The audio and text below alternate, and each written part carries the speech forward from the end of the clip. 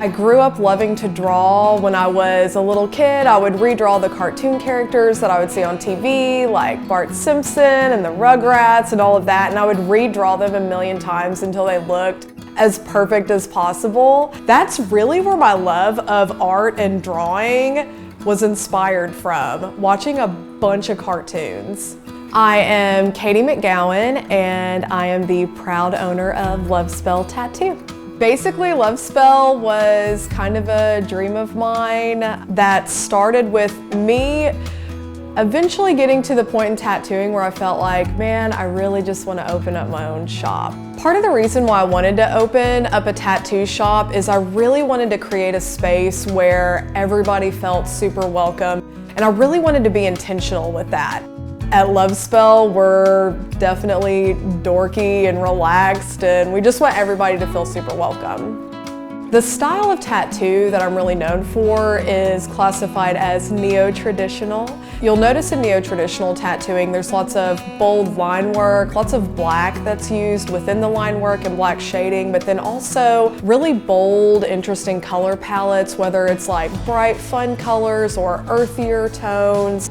I feel like I really draw inspiration to be creative from several different outlets. Because I like to tattoo a lot of organic imagery, I do really draw inspiration from my surroundings, and I'm lucky enough to live in the natural state, which is Arkansas, and so being able to be outside, hiking, camping, seeing flowers, plants, all of that kind of native to my home state, I probably draw the most inspiration from that. In this particular situation with Nicole and her cover-up tattoo, she emailed me a photo of her existing tattoo and sent me just kind of like a wish list of things that she was hoping could work for the cover-up. Once Nicole and I really nailed down the idea for the cover-up, I was able to take the image of her existing tattoo, pull it up on Procreate, and draw directly onto the image of her tattoo. Once I have the drawing completely done on my iPad, I'm able to print it immediately, go ahead and size it up, hold it up to the client, and then make a stencil. It's like that. Once the stencil is applied, I go ahead and position the client, and I have all my inks and everything poured, my needles out, and yeah, we just get rolling.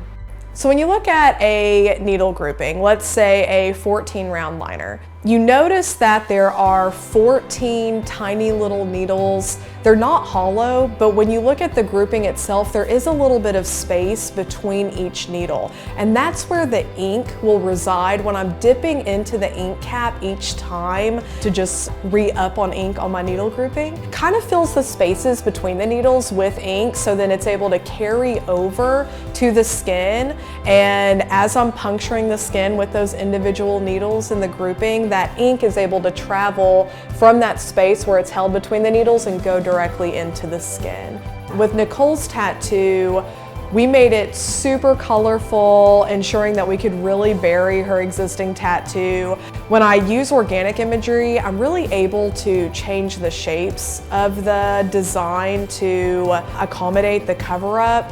It kind of gives a person that might be unhappy with their existing tattoo a second opportunity to be stoked on that part of their body.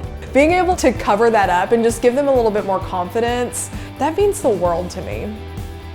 She sat super well, the cover up, mission accomplished, everything came out great, and I can't wait to see it healed.